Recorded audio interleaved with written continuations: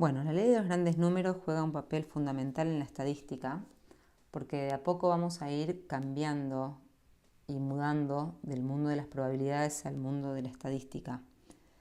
En realidad lo que va a pasar ahora es que vamos a ser capaces de hacer mediciones, de repetir experimentos, de tener datos, y lo que vamos a querer conocer es algún parámetro asociado a la distribución que está generando los datos. Hasta ahora nosotros hacíamos cuentas de prueba donde pensábamos que la variable era normal 5, 3 y calculábamos probabilidades, calculábamos medias, varianzas, desvíos, percentiles, hacíamos lo que queríamos. Bueno, ahora un poco la película se da vuelta y lo que vamos a tener son variables aleatorias I y D con una distribución F, todas tienen la misma distribución, y hay algún valor asociado a esa distribución que vamos a querer estimar utilizando datos generados con esa distribución desconocida. Eso es lo que vamos a querer hacer cuando pensemos en estimación puntual. Y evidentemente una cosa que sería bastante deseable es que la cuenta que hagamos con los datos se aproxime al valor que queremos estimar. Entonces pensemos que lo que queremos hacer es estimar la esperanza. Tenemos variables aleatorias I y D, sabemos que tiene una distribución F, pero ahora la esperanza es desconocida. Sin embargo, la ley de los grandes números nos dice que el promedio converge a la esperanza. Y entonces, si queremos estimar la esperanza, lo que hacemos es definir mu n siendo x raya n. El mu n tiene, por un lado, el mu para hacer alusión a que estamos queriendo estimar un mu. Un sombrero para decir que es una estimación, que es algo que se le debería parecer. Y un n para enfatizar en que está basado en una muestra de tamaño n. Entonces proponemos una cuenta para hacer con la muestra y lo que tenemos es una ley de los grandes números que nos dice, mirá, tu propuesta converge a lo que a vos te interesa. Y eso es una propiedad más que deseable para una estimación. Dentro de poco va a tener un nombre, se llama consistencia. Pero para cualquier persona que no curse una materia como estas, desearía que lo mínimo que puede pretender de un estimador es que converja a lo que uno quiere estimar y si no, no le pondría ni siquiera el nombre de estimador. Así que bueno, pensemos que para nosotros los estimadores razonablemente tienen que ser de por sí convergentes, si no, no vale la pena llamarlo estimador. Entonces acabamos de probar que el promedio es un estimador que converge a la esperanza. Este resultado general, si lo aplicamos en particular al mundo Bernoulli, tenemos ahora variables Bernoullies, o sea, binomiales 1p, tenemos variables que valen 0 o 1, 1 con probabilidad p, la esperanza de estas variables es p, y entonces ahora el mismo resultado dice que el promedio converge a p. Entonces, el promedio es la frecuencia relativa de éxitos en mi muestra. Y la frecuencia relativa de éxitos en mi muestra converge a la probabilidad de un éxito.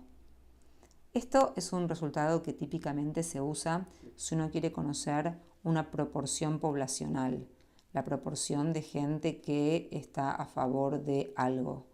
Entonces uno define una variable xy que es 1 si está a favor, 0 si está en contra.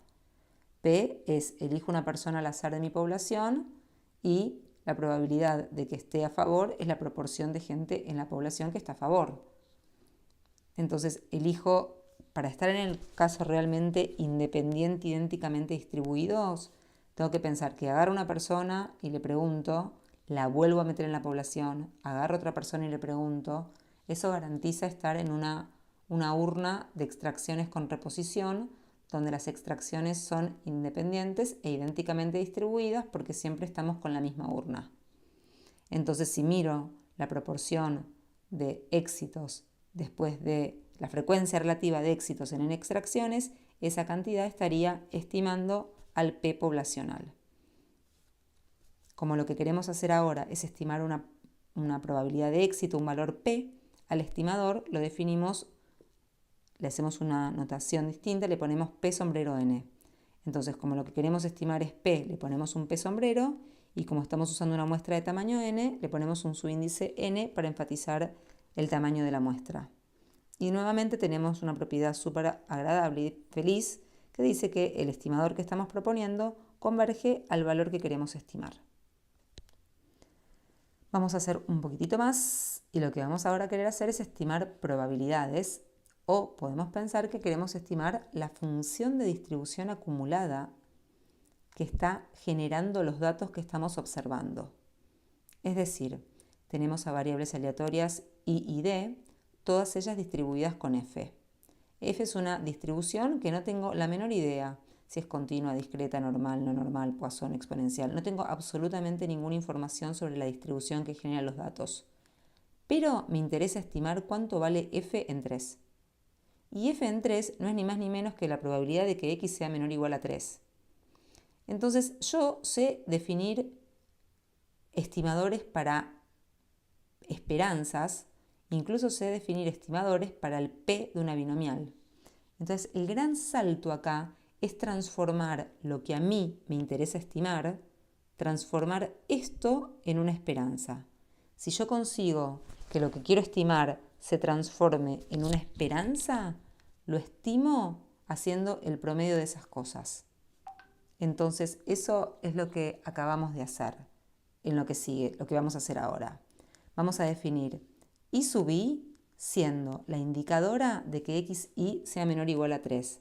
Entonces fíjense, las variables aleatorias estas I sub i valen 1 si xi es menor o igual a 3 y valen 0 caso contrario. Entonces tenemos variables ahora que son Bernoullies, toman los valores 0 y 1. Entonces, como estamos en el mundo Bernoulli, tenemos ahora la probabilidad de éxito de estas Bernoullies, y la probabilidad de que i valga 1 es la misma que la probabilidad de que x sea menor o igual a 3. Acá sería más prolijito poner un 1 para hacer alusión a que es el i1, x1, pero la realidad es que la probabilidad de que x1 sea menor o igual a 3 o que xi sea menor o igual a 3 es la misma porque todas tienen la misma distribución. Concretamente, a nuestro objeto de interés, que es este, lo conseguí escribir como la esperanza. Esto no es ni más ni menos que la esperanza de las i sub i's. Y por consiguiente, el promedio de las i's va a converger a la esperanza de i, que es f en 3. O sea, la manera que tengo para estimar la función de distribución acumulada en el 3 es hacer el promedio de las i's. Y el promedio de las i's lo que está haciendo es calculando la frecuencia relativa de x's que son menores o iguales a 3.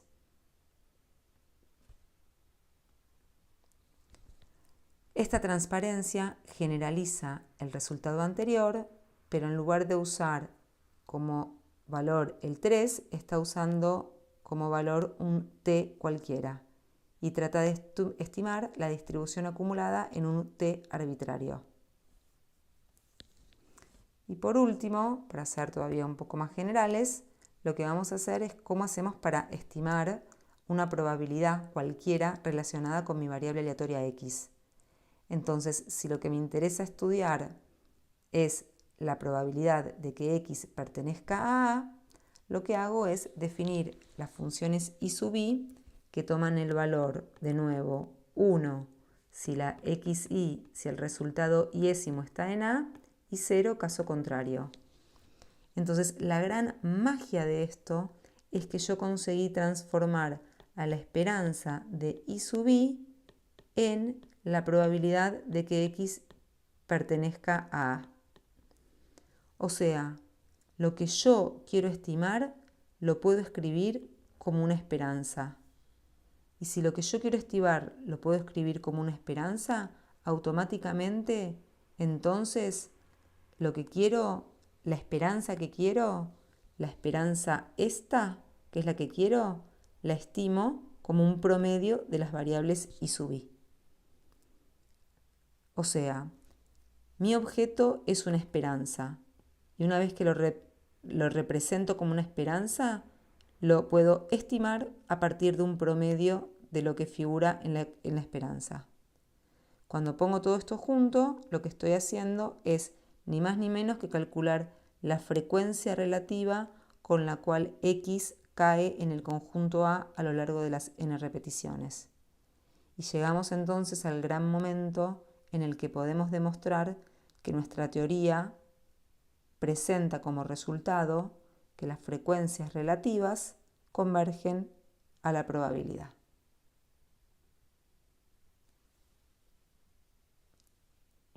Después de este acto solemne, quiero aprovechar para enfatizar en el siguiente hecho que puede ser de suma utilidad. Si lo que a ustedes les interesa es estimar algo, lo importante es que a ustedes les interesa algo, ¿no? Por ejemplo, voy a poner algunos ejemplos extras de estimación acá. Estimación. Voy a poner otros ejemplos.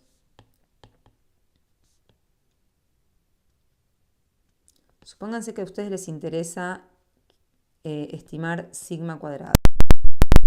Ustedes de sigma cuadrado lo que saben es que es la esperanza de x cuadrado menos la esperanza de x al cuadrado. Bien, la esperanza de x saben que la estiman con el promedio y por consiguiente esto al cuadrado tiene que estar convergiendo a esta parte de acá.